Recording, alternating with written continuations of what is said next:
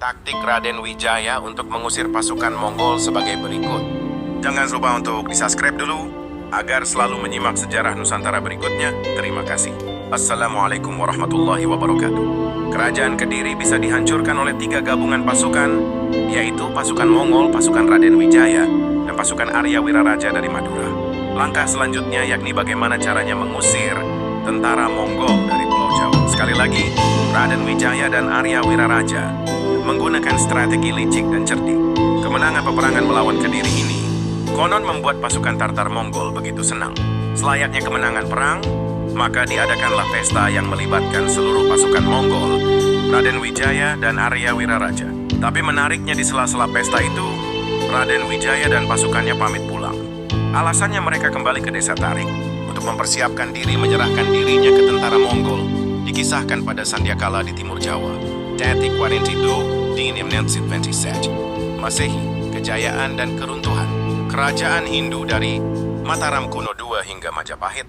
Pulangnya Raden Wijaya dan pasukannya ke Tarik disetujui oleh pimpinan pasukan Mongol.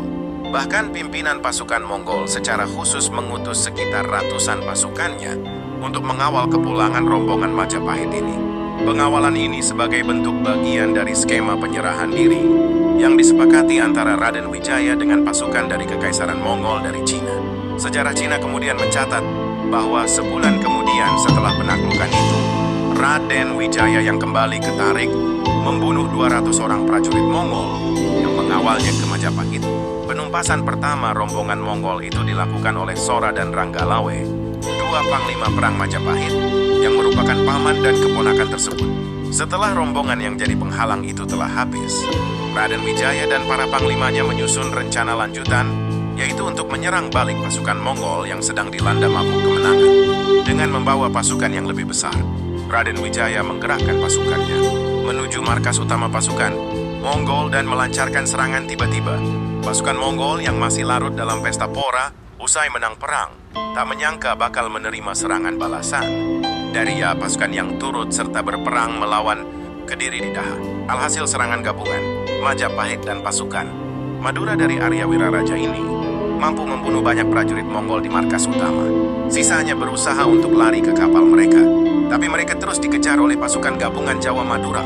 Setelah mencapai sebuah candi, tentara Mongol disergap oleh tentara Jawa yang telah menunggu. Raden Wijaya tidak menyerang Mongol secara langsung.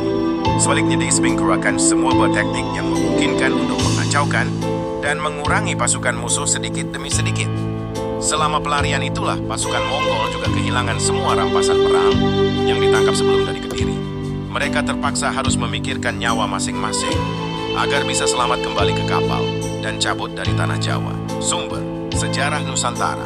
Demikianlah sejarah Nusantara kali ini, dan nantikan sejarah Nusantara berikutnya. Terima kasih. Assalamualaikum warahmatullahi wabarakatuh.